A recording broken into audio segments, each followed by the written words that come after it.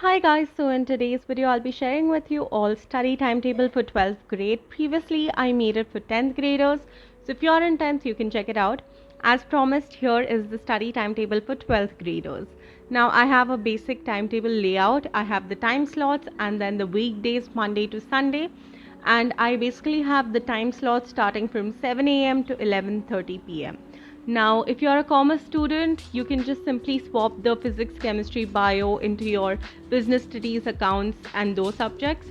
So it's a pretty much a universal timetable for 12th graders, whether you are in commerce or science, doesn't matter.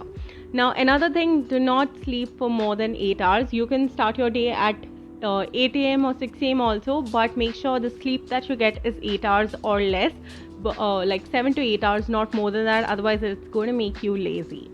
Now, starting off, the first thing after you wake up, let's say you wake up at 7, drink coffee, do a little bit of stretching, and then start studying.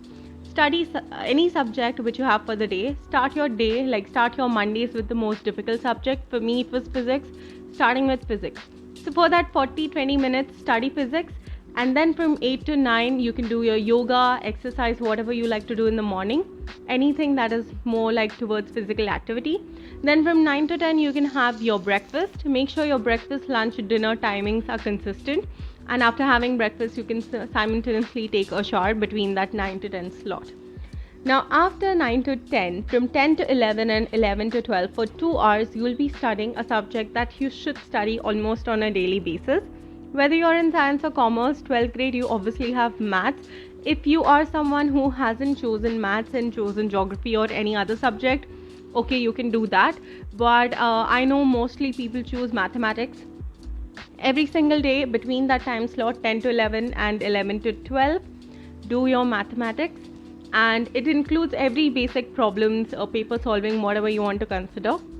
So for 2 hours you did your maths. Now after that, from around 12 to 1, again you'll be doing physics, which you started in the morning, but you will simply revise that physics. Do not go deep into it, do not start proper studying. And then after revising your physics, obviously from 1 to 2 you will have your lunch time. Now after lunch, please take a rest. Already you have studied quite a lot since morning, so from 2 to 3 you can take a nap or take a rest. If you don't like to sleep in the afternoon, you can just simply lie down on your bed, relax, surf a little bit on Instagram, depending on what you feel is going to relax your mind. Now after 2 to 3, once you've taken your nap, from 3 to 4 and 4 to 5, 2 hours you'll be studying physics, which is the main subject. Now the reason why I'm asking you to focus on one subject on a daily basis is because 12th grade you have a vast portion. You have to do a lot. There are different kinds of theoretical questions. You have to write a lot. So take it step by step. Start your week with the most difficult subject and end it with a better, nice, easy subject. So since for 2 hours I've done it, from 5 to 6 you can do any sort of an activity. It can be gym, it can be, just dancing, depending on whatever activity you like. So from 5 to 6 you have your activity time, and then from 6 to 7. Now see, this depends on person to person. Your schedule can differ, but this is what I'm giving as an overview. If you have online classes, obviously you'll have to change the timings, so keep that in mind. So from 6 to 7 you will be doing your assignments. Now assignments can be anything like your project work, your practical work, depending on whatever you feel you have to complete your homework. So from 6 to 7 you will be doing your assignments. Then from 7 to 8, now this is again where you can do revision of your physics that you have studied throughout the day, because the more and more you revise, it's better for you. You can remember it for longer. And then from 8 to 9 you'll have your dinner. Now the next thing that I'm telling you is very important. From 9 to 10 you'll study your practicals. You have to study the theory of practicals, how to do the practicals, of course. And then from 10 to 11 you will be reading your formulas. You have formulas for physics, chemistry, mathematics. Read your formulas every single day. So after that, by 11:30 you can go to your bed and sleep. So this is a basic layout that you'll be following on a daily basis. For Tuesday, Wednesday, Thursday, Friday and Saturday, you'll simply change the subjects. So what you really need to focus main on your main topic, like the main subject of the day, and the remaining things like revising the formulas on a daily basis, and making consistency. Do not change your lunch, dinner, breakfast timings. Make sure they are the same always. Now for your second languages and first languages. So for Tuesdays and Wednesdays, 2 hours I've kept math. And then for Thursday, Friday and Saturday, I'm going to be keeping English and Hindi.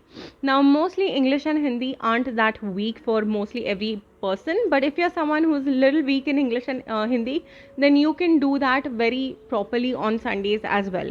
Obviously on Sunday, I always keep Sunday as a rest day. So I'll tell you what to do on your Sunday as a 12th grader as well. So this is just a rough layout. Now I will be quickly filling the entire timetable and sharing with you all how does it look.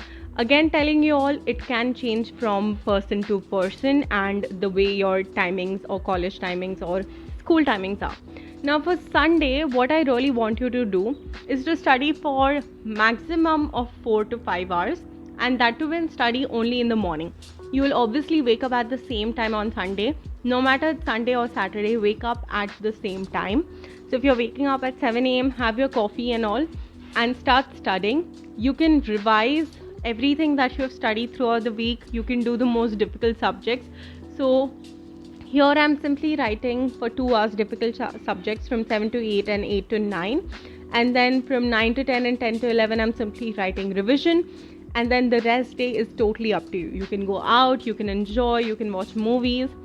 So once the entire timetable is filled, this is how it's going to be looking. I've simply added different subjects at different times. Now after this, highlighting this timetable is very important because obviously you'll be keeping this timetable on your desk or on your wall. So I'm just using some basic highlighter colors. First, I am highlighting the timings where I'm supposed to eat. So I'm only going to highlight the times when I'll be not studying. So whenever I'm having my breakfast, lunch, dinner, obviously I won't be studying. So that 1 hour slot is only for this, right? After that, I am using another highlighter to highlight those things where I won't be studying, but I'll still be doing some sort of an activity. Like, let's say I'm going to be taking a nap in the afternoon. So that time also I'm not studying, but I am resting. Similarly, whenever you're doing your assignments is also not something where you're actually studying. You're simply just writing down things. So for that also I'm going to be using. And yoga and exercise is also something which is a physical activity. You're not like studying. So just highlight those places where you're going to be sitting idle or you're going to be doing something apart from study. So that's why those things will highlight and you'll get to know rest all the time you're going to be studying. So this was a basic timetable for 12th graders. I hope you guys liked it and find it helpful. I'll be linking my Instagram ID below if you want to go and get this timetable. Just simply DM me. Like this video, share it, subscribe, and I'll see you guys in my next video.